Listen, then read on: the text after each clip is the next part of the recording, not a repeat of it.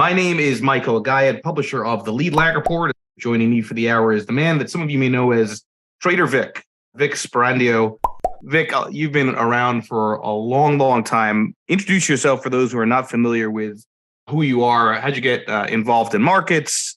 Tell us about some of the highlights in your career and what are you doing now? Okay, well, I started in 1966, January. And in 68, I went to work for an options dealer, a put and call dealer, where I was a trader. And these are the old OTC options. The CBOE started in 71. And in 71, I started my own options firm. And we were the 27th dealer in the business. In the OTC business, we became the biggest put and call dealer in the world in 6 months on a concept that I developed called reasonable firm markets, because when you bought options, they were called workout. You never really got one until the CBOE started. Then you got, if you want to buy an option, you could buy it at the price indicated. So in any respect, I was the president and I ran the portfolio and I got into futures in the early 70s. And so I'm a derivatives trader. Basically, I got to be very good at the downside, and I was hired by George Soros to run the quantum fund short position in 81 and was successful, gave back the money in 82 when the market started to go up and I became a bull. And then I ran Lee Koopman's money and Boone Pickens and many, many, well-known players on a have gun will travel deal. They hired me for a purpose. The purpose was done. I went on my merry way. So, but always been in business for myself since 71. Now, we actually sold out to Whedon, I should say, in 77.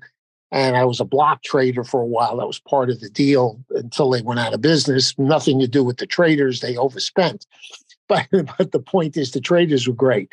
So basically, in the 90s, I basically developed algorithmic trading in commodities mainly. And basically, I've been in that business since the 90s and developed many strategies that sold 3 billion plus, maybe 3 of them.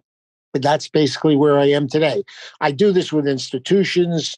I don't do anything really retail. You talk about working with the likes of Soros and Cooperman and T. Boone Pickens. I'm just curious, any similarities across them as people kind of view them as these sort of legendary traders and investors? Well, they were very tough. Let's put it this way. This is a great story because I went to George's office and he hired a guy from Oppenheimer who was a trader. We went out to lunch. We came back. He fired the guy. He fired him, gave him his full annual pay, whatever the deal it was. And, he basically didn't like what he started his positions out. I mean, these are very intelligent, tough guys. And Soros probably has the IQ of 10 congressmen to put together. So he's very, very bright. I don't agree with his politics at all. We're opposites.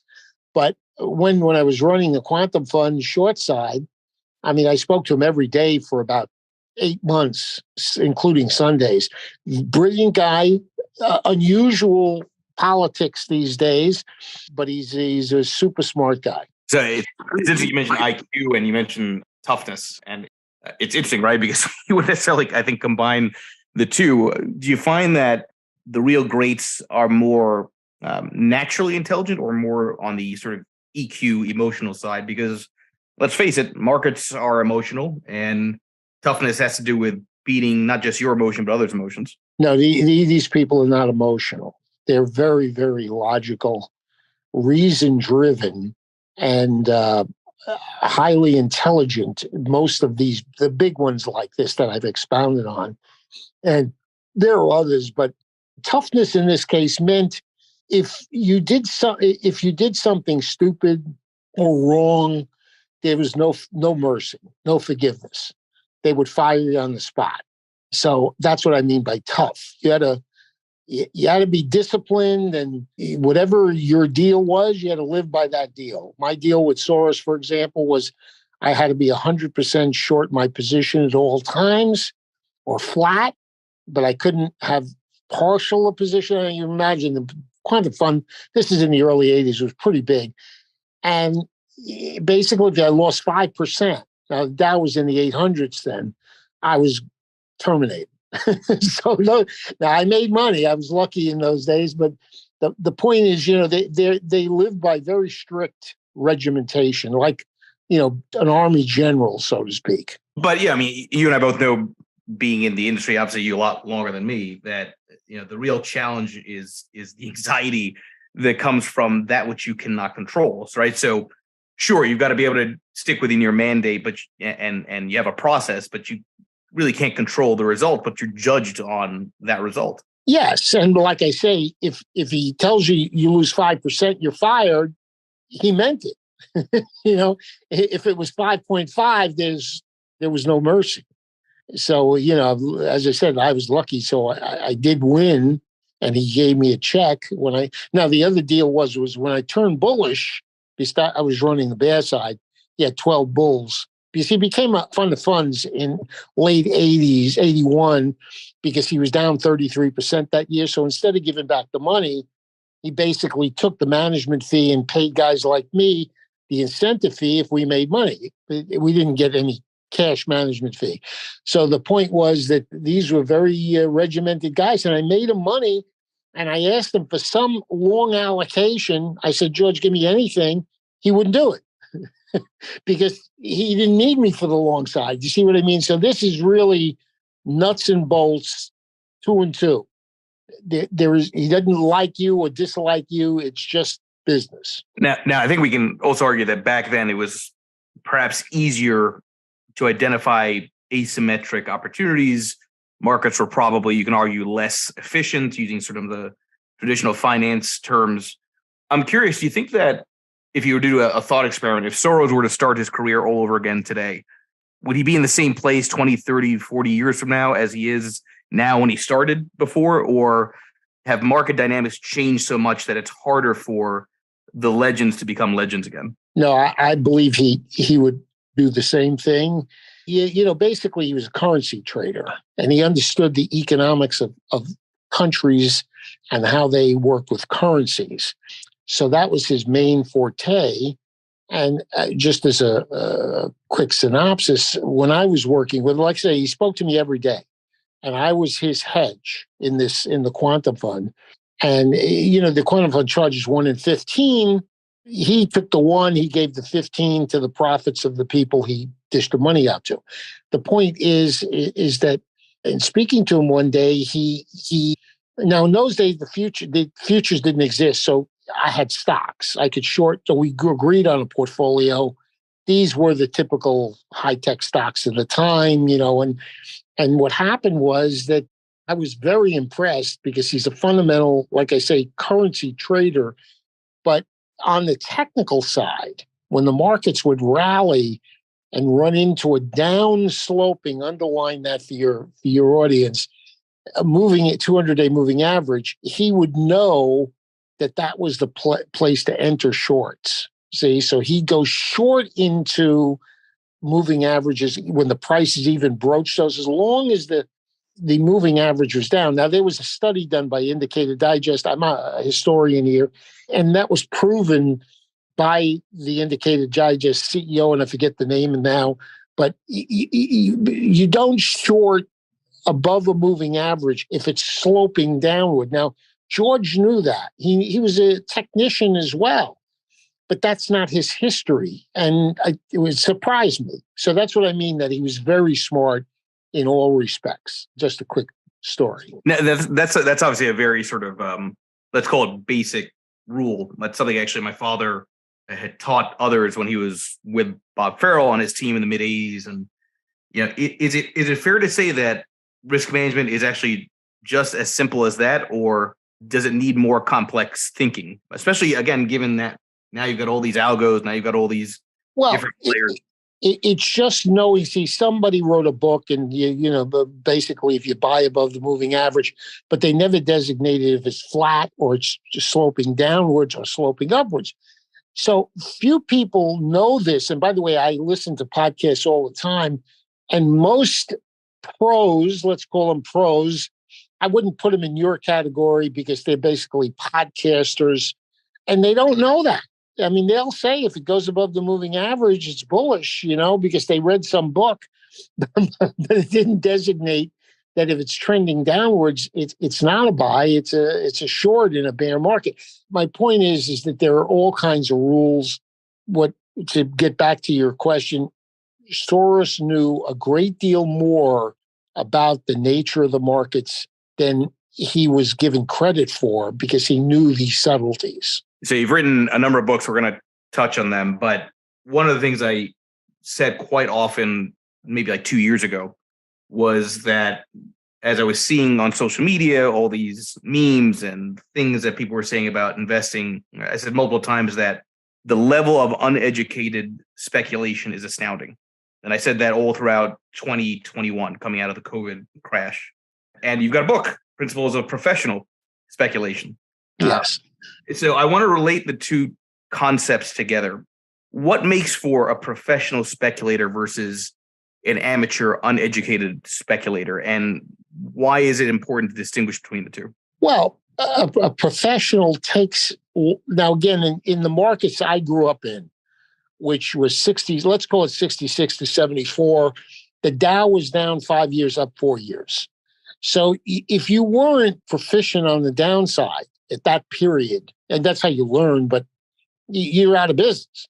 So a professional, first of all, keeps his word. Okay. So you in other words, money isn't the most important thing. It's your integrity. For example, my greatest claim to fame is not all these accolades I've been given, but I've never been sued by anybody for anything. And, I've run retail money, institutional money. It's not that I've never lost. I've lost occasionally, never a lot, but, nobody sued me enough. Yes, I didn't anger people enough to sue me. But the problem is that most people are not professional.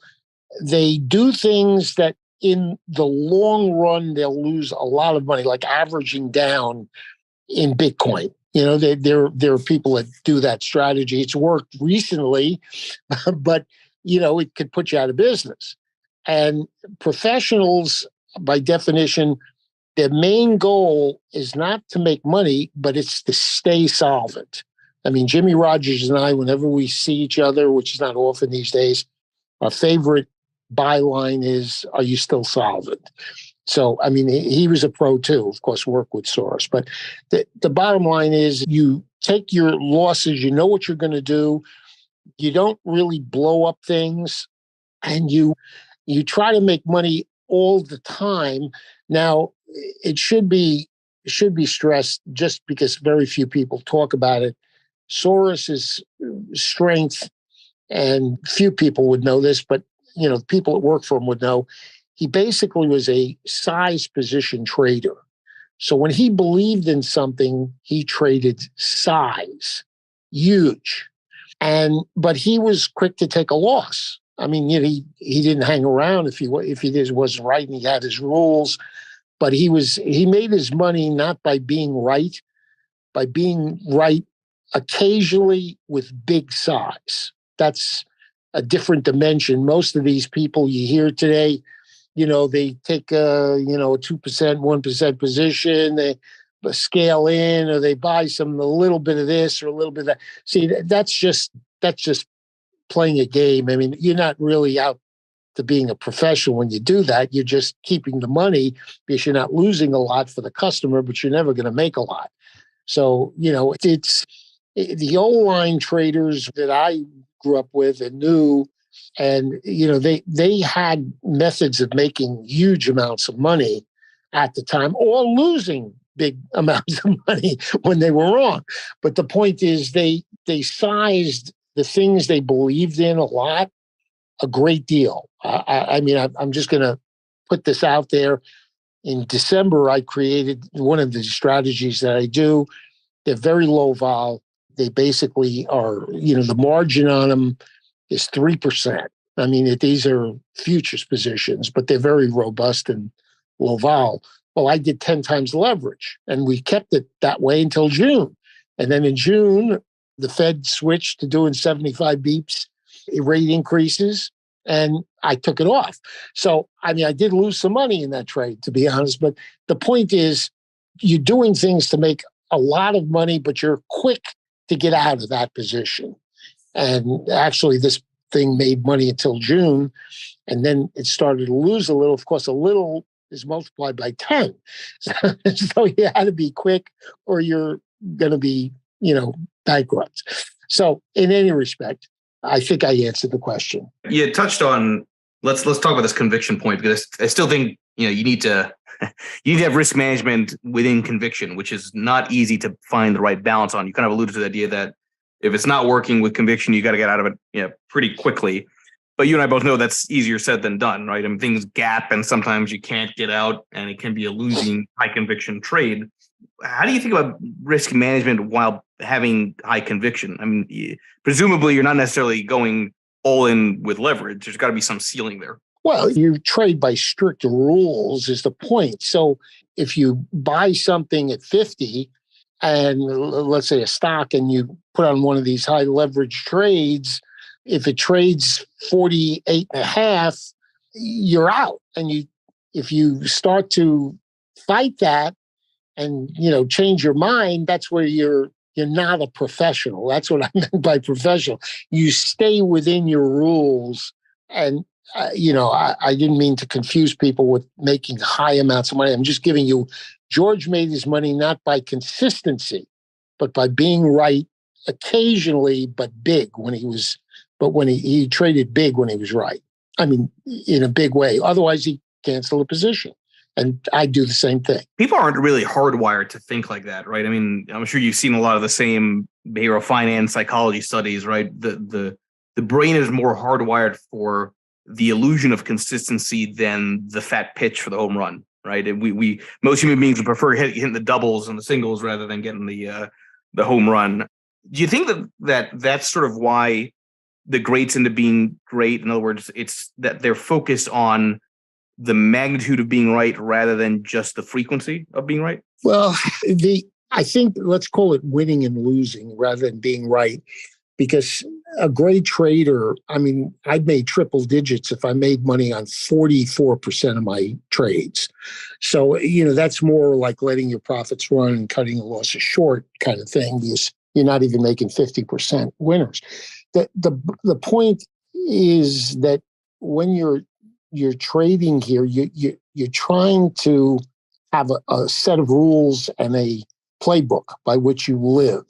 And the more you can live by that playbook, meaning you stick by your rules, the more successful you'll be. I've always been a guy that tried to avoid catastrophic losses, right? So I've never had really catastrophic losses per se, because I live by these rules, and the rules keep me in the game rather than, making up my mind along the way. Just like I said with that stop trade where, I mean, I never put a stop order in, but I would live by those rules. And yes, it is difficult. And in one of my books, the first book, I talked about emotional discipline. And, I tried one time, I did a trading concept where I would teach traders how to trade. And this was following along with Richard Dennis and the Turtles. And I basically thought I could be like a McDonald's franchise. I'll teach people how to do this. And I do a 50-50 deal with them. And, I put up the capital and hopefully become a McDonald's franchise trading business. That didn't work. And the reason it didn't work, and I trained 39 traders in my own business, and only 5 made money, although I taught them the same things the same way. Why? Because of the emotional discipline. So really the nature of the game is not how smart you are. It's how emotionally disciplined you are in what you're doing to prevent big losses. Your rules of stopping the losses, so to speak. Very few humans have the ability when it comes to money to be able to discipline themselves strictly. They, use rationales to try to stay in the game. They don't want to take a loss. It's a knock against their ego or something like that. And those are the people that, just they have problems making a living at this business. Go to my friend for a question, also long time in the industry. Go ahead. Okay. Well, first of all, I'm basically a fundamental macro thinker. So I have fundamental macro ideas on virtually all the markets. Yeah, I've been doing this a long time. However, I believed, and this is the one thing that's missing from what you just asked me, so to speak, is there's an integration that you have to perform to improve your results. And that integration is technicals integrating with fundamentals. So the two have to equal four. Two and two is four in this case.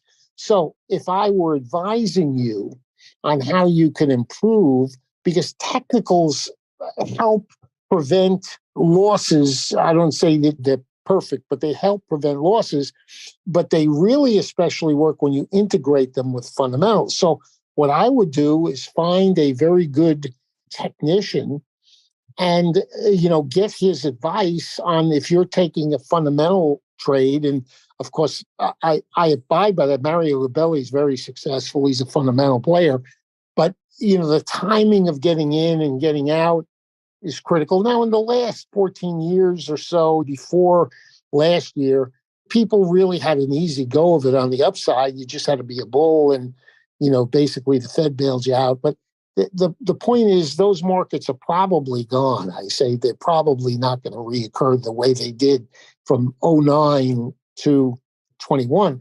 The point is, if you're going to buy something, you'd want to get a technician's perspective on, is this a good time to be buying this, or is it a bad time to be buying it? I mean, when we were in early 22, markets were topping technically all over the place.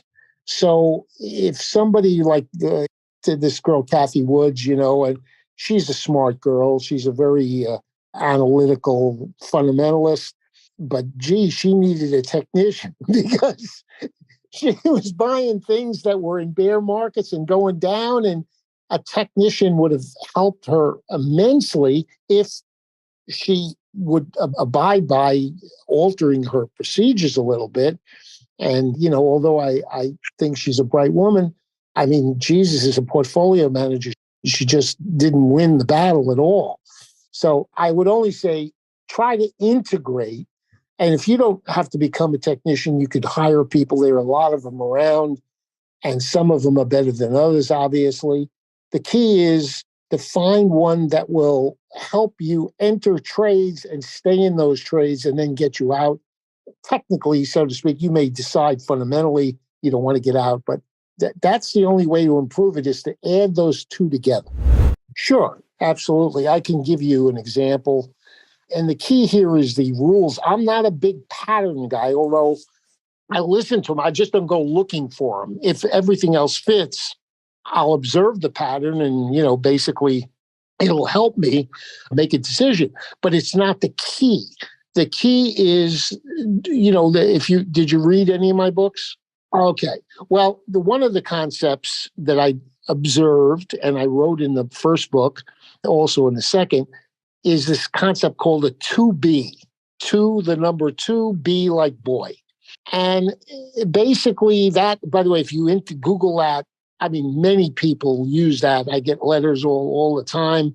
They make money on that. And it's a money-making strategy. But basically, the why of it, which I'm going to answer for you to give you an example, a 2B is when something makes an important, underline that word, high, or an important low, and doesn't follow through, and then comes back into the range of where it started. So the further apart you measure whatever you're measuring, whether it be stocks, bonds, commodities, doesn't matter, the more likelihood it is that it's going to be not a whipsaw.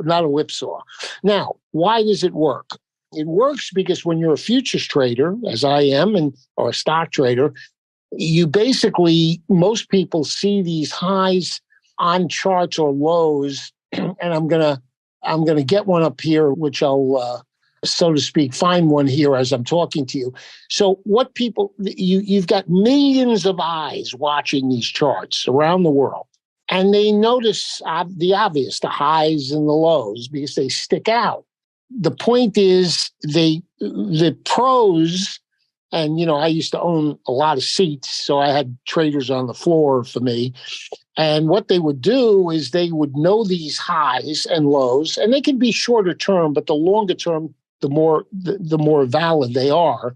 And when you see those highs, what's happening is the people around the world who are, let's say, short, they put their stop above the highs.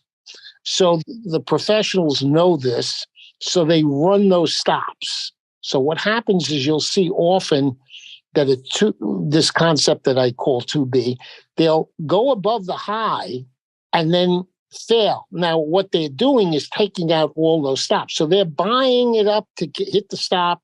The stops get executed. The market goes up. They short into that, and it comes down. And if you look at charts, and you can, as I say, many people around the world send me lots of letters on this because they make money doing it. This 2B concept is because pros know what retail is looking at, and they run those stops and take advantage of them.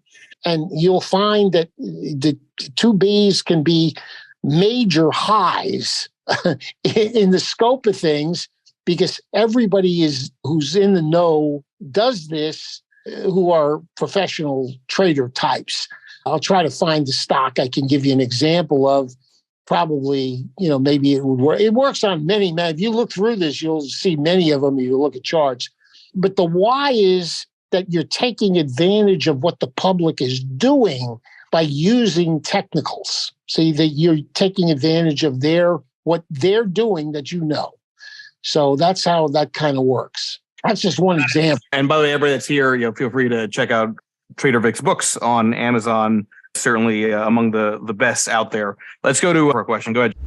Most of the 5 winners who made more than the 34 losers, they were very quick to take losses. They're traders now. I mean, this is not investors. These were traders. So the ones that, for example, one of the best was a Vietnam vet who had a hand grenade blow up near him and was harmed, not critically, thank goodness, and this guy had huge fear of being hurt, and he's translated that into losing. So this gentleman, although his intelligence level was average, and I had geniuses working for me too, but he was average. But he was very successful because he was afraid of anything that might harm him. So he was quick. So now knowing what you are, if you're a trader, a speculator, which trades the intermediate trends, or an investor that basically trades the long-term trends, is important. But I would only say that Michael's material, and I'm familiar with it, and I'm not just saying this, I told him this before we went on air, you research history, you look at what history shows you, you diversify, and you look for non-correlated winners. Now, they don't always work, as we were shown last year that things got correlated all of a sudden, a rare year. But the point is that diversification, basically knowing what you are, if you're an investor, you're looking for long-term, and you have to have parameters around that. If you're speculating and you're looking for intermediate moves, for example, Jesse Livermore was a speculator, right? So he'd play intermediate swings. So, but key here is also when you do a trade, you say, okay, I'm going to buy AMD at 75.72, and I'm going to sell it in advance of when you buy it. I'm going to sell it if it goes below the last previous low here. And this is actual because I got my screen in front of me. The low is 60.05. So that, in my world, that would be a big loss. But the point is, it shouldn't go, if the trend is up, if these semiconductors have made their lows, or if the market has made its lows, I'm not making that prediction. I'm only saying, in advance where you're going to lose, and you execute there. See, that's where that emotional discipline comes in that I was talking about before. Many people will make excuses and not do that, and they will lose money all the time because they really just have an ego. They don't want to take a loss. Losses are good if they're small, right? So the only thing I can tell you is really to understand what you're buying and selling, correlations, doing your research on these historical changes between asset classes, and then keeping when you buy something or sell something, knowing when you're going to get out in advance and executing it. You don't have to put the stop in. If it's a big position, you can't do that, but you should know where you're going to change your mind. I'd also add, I think, and I appreciate the kind words on that, part of the emotional discipline is also having the rational possibility when you execute a strategy that the cycle just may not be in your favor, right? And since 2012, if you tried to do any kind of momentum outside of just large caps, it was like death by a thousand cuts. Small cap momentum doesn't want to stick. Emerging market momentum, horrible, right?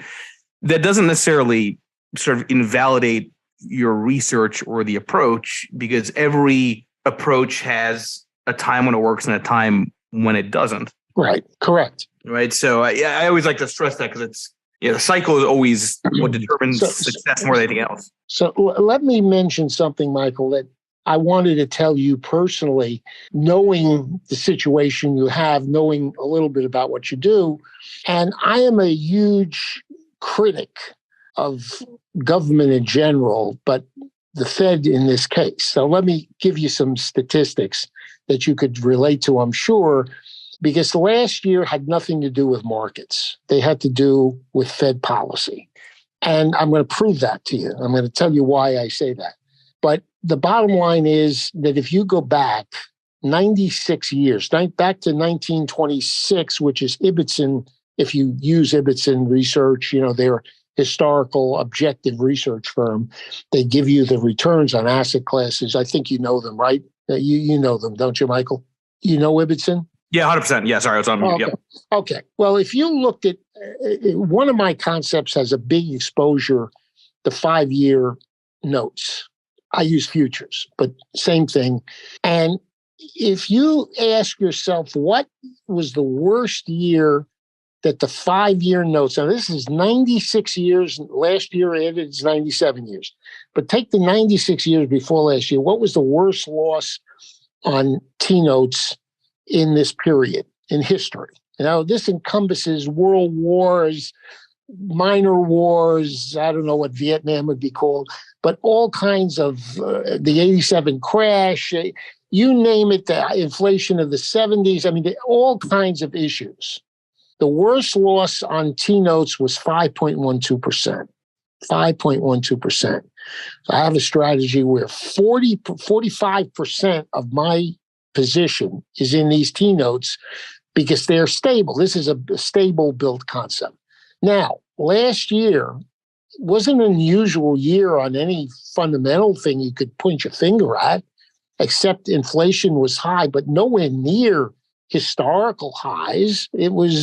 There were about a half a dozen times where inflation was like last year. And last year they lost 10.4, double. Why? That's Fed policy. See, that wasn't the markets. The Fed has a reason that to me is beyond what they say. In other words, to bring inflation down, to do what they've done, because there never has been a Fed ever. Now, I've read the minutes when I first started the business in the mid-'60s. I read the minutes back to 59, and I've read them all the way through. And I know, the mentality of the typical Fed FOMC membership. Never in the history have they ever talked in advance of a meeting of what they were going to do. This Fed talks the markets down. So my point is, how do you talk the markets down before you know the data? In other words, you get together, you have 12 men, that are voting. They go into this meeting. They usually, in history, they discussed the past data for the last 7 weeks, 6 weeks, and they made a decision. Here, this Fed says, no, we're tightening. We don't care what the data is. So this is change. This is a major change in my view. This is at best unethical, at worst they're breaking the law of the Federal Reserve Act of 1913. They're not supposed to be speculating on what they want to happen by affecting the markets the way they do. I gave you that example. By the way, from 1969, it was a very similar year to last year in that all asset classes declined, except CTAs. If you're short, CTAs did well. But most traditional asset classes, including gold, 69 gold went down, even though it didn't trade in the U.S., trade in London. So since 69 to 1994, that's the year it went down 5.14%. The Fed raised rates 6 times, a quarter of a point a clip, and that resulted in that T-note being down 5.125%. The point is, it didn't go down anywhere in between us. So 69 to 94, T-notes never declined. Now, they didn't go up a lot per se, but you see the difference. There's something that is really not right in the Federal Reserve Board when they make decisions before they know the facts, because that's the whole point of meeting, to decide what you want to do. So to talk it down before you meet, that this is a change that is, in my view, material historically. And that's what caused a lot of the problems of last year. I mean, wanting people to be poor was the goal. You can give it a name like the reverse wealth effect, but it wasn't legit. Now, I don't think you'll see a year like last year again for a long time. And that's why anything can happen in the markets. That's why you have to have an out, because they changed, and therefore it affected many of the historically intelligent ways of analyzing the markets to make money, because you're being prudent. The prudence go out the window. So I only say that to you because, again, noticing what happened to T-notes was really mind-blowing to somebody like me, because I think the median loss, there were 12 losses in 96 years, was like 1.77. So to have a 10.4% loss, that it just doesn't happen. There was no reason for it. I mean, it's not like the OPEC went off the dollar and the dollar crashed back down to 70 and it took the bonds with it or something of that nature, to make up a reason. This was just the Fed talking the markets down because they have the power. So anyway, with that said, I hope that helps people understand that whatever happened to them last year, a lot of it had to do with policy and not necessarily because somebody made major mistakes. By the way, I sincerely appreciate you providing that context, because as I'm streaming this through Twitter. I mean, a lot of people on Twitter seem to beat their chest about how they saw the bond market sell off, but nobody ever saw the magnitude.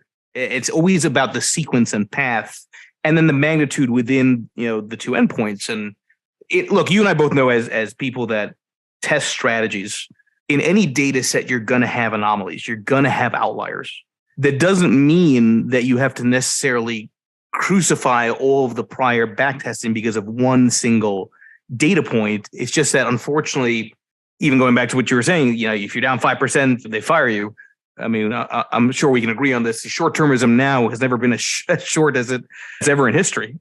So it becomes challenging to communicate the context of the here and now when you have narratives and you have a lot of overconfident people that don't understand history. Correct. I concur. And certainly the Fed shouldn't be doing ethically what they're doing. They should have policy. They raise or lower rates. It's based on some data they receive that is important historically, and that's what they do. But they basically, they've tightened. I mean, if I'm not mistaken, the LEI, the index of leading in the economic indicators, down 12 months in a row, and they're tightening rates and talking the markets down. See, that's unheard of. I mean, that's just unheard of. You do your policy, but every time the market rallies, they would talk it down. Now, they haven't done that recently. They're coming up to this meeting, so they're in a dark spot here where they can't talk. But it just is, there's much more to this government group than has ever occurred before.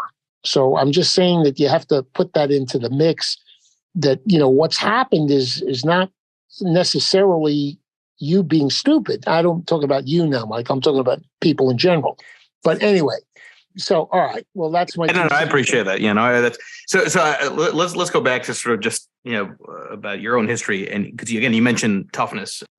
I'm curious. Do you miss the physicality that was the case with trading? I mean, nowadays everyone's a tough guy on social media when it comes to some long or short, but when you're physically around a bunch of other stocky individuals who are also trading and trying to compete with each other, it toughens you in ways that digitally it's not even possible. Yes, correct. And I traded with a group of 6 pros that all made money all the time, and they were professional day trade. This was day trading, but yes, and I miss that. And all I can say is that when you go through stages in life, when you're younger, you could focus by looking at a screen and constantly analyzing what you're seeing. It gets very hard once you get over 60 or 65. It depends, because it's hard to keep focused for 8 hours on markets, and especially you're looking at several of them usually. It's a much harder, let's say, thing to do. When you're young, when I was in my 20s, got up at 6 in the morning and, had machines, I look at the currency markets. I mean, it was a much different deal. You could do this all day, like an Olympiad, so to speak. But as you get older, you have to look at things a little differently. So that's why I'm now a more longer trend kind of mentality, where I do what you do, so to speak, a little bit different, but do the same principles where, I'm managing asset class changes than I am day trading. I day trade once in a blue moon, but I still do it, but I don't make a living doing it. It's something I choose to do. You had mentioned at the start of the conversation that, back then, I think it was with Soros, you said, futures didn't exist. And we went from futures not existing to futures existing to zero DTE, 0 days to expiration options. I'm just curious, given that, you've been at this for a long time. Do you think that all this sort of democratization, whatever term you want to use, all these different vehicles, all these ways of speculating has made it harder or easier for people to make money? Because it seems to me that we've never been in a market environment where the temptation to do the wrong thing was so high. Well, answering it this way, when the S&P first started, which was if I'm by memory, in 82, I was printing money. It was a wonderful thing. I mean, I was just loving it. And it was so easy because you could, instead of having to short or buy 20, 30, 40 stocks, as I used to do, you could make one phone call direct to the floor and sell something on a downtick or buy it, just buy it. And it was a piece of cake. But however, what happens is, and this is where we are today, originally the professional brokerage houses, the Goldmans and Morgan Stanleys of the world at that time, would start to observe that this was a very profitable vehicle. So they'd come in and they'd use the futures for their own benefit, which is logical. And it got harder. And they had these things with buy programs. You've heard the term, and you don't use them today too often. And they were set up to do a buy. And I don't want to get into too many details of this. There are different instances. But they would manipulate the markets, if you want to look at it that way, on a short-term basis, meaning an hour, probably 3 to 4 o'clock. It would be the usual. Now, what happened is the governments learned this trick too. And they are some of the biggest players in the futures market, and they manipulate the market too. So the markets are much harder now than they were when they originated all these vehicles that gave people more choices, because they take advantage of that and they basically do what they want to do. So you're dealing with a very difficult game short term, because the Fed, who has a futures account at the CME and They basically have a discounted, they can buy many things that are cheaper than they would charge you and I. And if you take a S&P future, for example, which they deal in a lot, they can move the markets up by buying those futures, and then the day of expiration, the following day, they settle for cash. Now you see, traders can't do that with stocks, because if you traded with stocks, you have to sell those stocks. But here, imagine buying billions of dollars worth of stocks through futures, and then they just settle for cash at the opening. So they really could manipulate greatly, and they use that for sure. And this came out after the 87 crash. They started to learn how to, manipulate the markets. So it's much harder today to win, because there are more players that are sophisticated, that are manipulating the markets because of their power, than it was in my day. I think that's a good place to end this Twitter space. Again, everybody here, appreciate those that came up, asked questions, everybody that keeps showing up to these conversations. This will be podcasts under that Lead Lag Live name. Please check that out, and please make sure you follow Victor Sperandeo here on Twitter. He's not on as much, but hopefully will be. And obviously check out his books on Amazon as well. Thank you, Vic. Really do appreciate it. Your wealth of knowledge and experience. I'm glad that people got to hear you here. Well, great, Michael. And I appreciate your professionalism whenever you speak.